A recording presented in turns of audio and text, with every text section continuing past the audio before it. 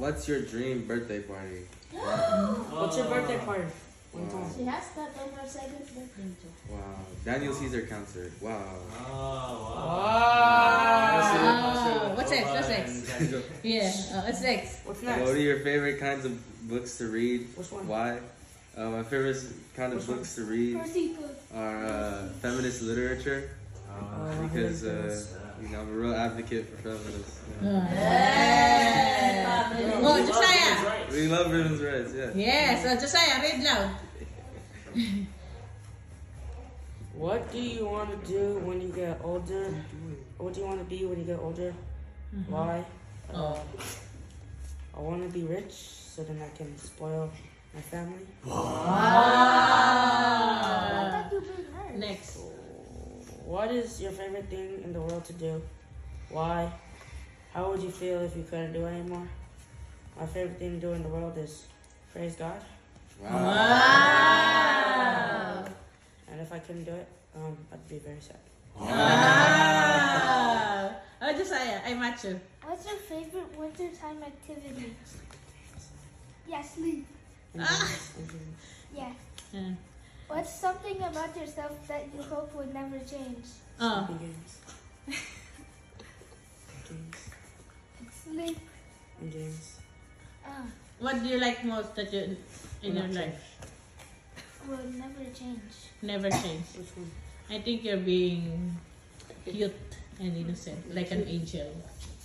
Oh. Until you grow up, you're gonna be like an angel. You go now. Next, Faith. Faith. Read loud. If you could change one thing about your appearance, what would it be? It would be my bangs. Your bangs. You cannot change it, but it would be. Never It would be my bangs. What do you want it be? It'll stay in place. You stay in place? How about, what's the other one? What scares you the most and why? When my bangs aren't fixed, so The bangs. Oh, Inda, ikayo.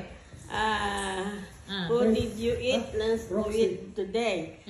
My family and Aaron is in death. And Deleno. And go to church. Wow. Next.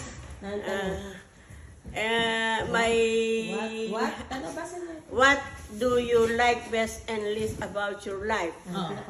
I like concentrate and meditate, pray God. And I like I pray the all family and all people. The one you don't like. I don't like bad. In your life. Yes, I don't like my life bad word, but no, all bad. Wow. Oh, tatang.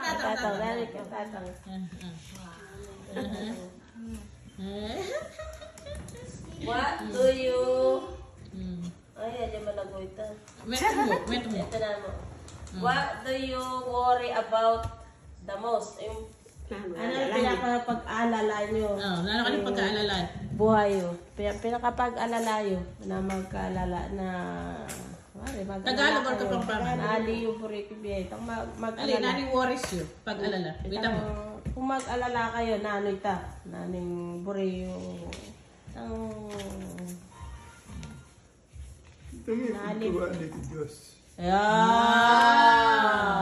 Okay. Oh, Aaron, what's yours? Thanks.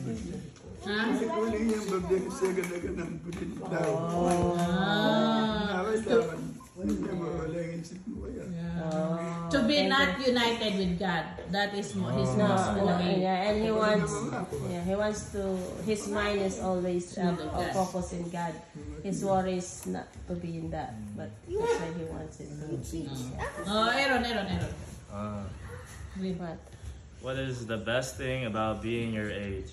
Wow. Alright, being like an unk, it's like I can do all the things I want to do when I was like a teenager, but I actually have like money and like time to do so. So I'm able to like enjoy like my hobbies And money.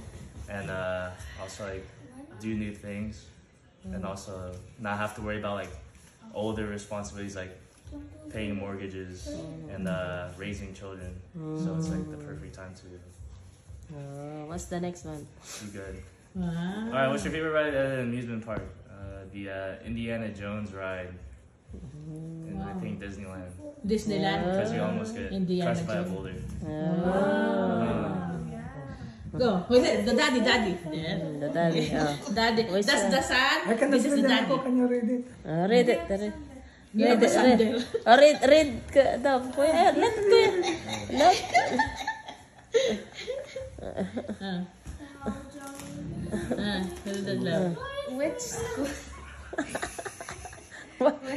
Which school subject do you think is the most important for your life? School subject. What school subject do you think is the most important for your life? You read it. What is your answer? No, it's for you. Which school subject do you think is the most important for your life? What school subject? Subject. What's your most important subject? Religious. Wow. See, I didn't answer. My answer to me is math. And then your daddy gonna become pastor. Most important for your life. Okay. Very good. What's the hardest part about going to school? Escaping.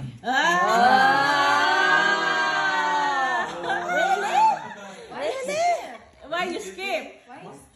No, that's the hardest thing. If you If you're in the school now, that's the hardest escaping because you're gonna get caught with your teacher. Ikaw. Read yours. Ganito pala manghuli ng manok. Tama na eh. Come on, read yours. Read. Read it. Read loud. What is one thing you couldn't live? What is the thing? What is the one thing you couldn't live without? Without my family, of course. Wow. What's the hardest thing you ever done? Hardest thing? Hardest thing. I think when I was young, I need to carry heavy things, even though I can carry something that I cannot carry yet because I'm young and I'm small and I'm skinny. What is that? Like I have responsible in the morning, I need to take some food for the ducks, like 3 miles from the house. I need to take it there from the river and take it back to the house. That's every day in the morning. That was the hardest. Yeah, look at the camera. Yeah. Auntie Grace. Oh, me. What is the most surprising thing that happened to you this year? This year? Yeah, it is in here. First. I gotta teach you. Go teach him, Kuya Arden. Visiting Aaron. Wow! Yeah, they got surprise today. You got surprised that you visited us. And it's kind of like we're not really expecting that you could do it. And God made it happen. It was a prayer. And also I feel the presence of the Holy Spirit when Josiah and Faith testify. And when I saw Lola and Lolo standing, Lola could walk now with the cane and Lolo could stand up. You have a lot of surprises this year. Like a lot of surprises and also the feeling of the Holy Spirit. And the next one, if you could have any pet, what would you choose and why? Wow. Pet talaga Pet, I want Mochi. No. Crocodile. No. Elephant. No. I like goat because daddy like goat. We're gonna cook it after. Pet, not to cook. Pet, Pet, and then you cook. Yeah, then he will cook it. Oh my goodness. I'm not so, diba? At least you could eat it. You can, other pet, you can eat it later. Hey.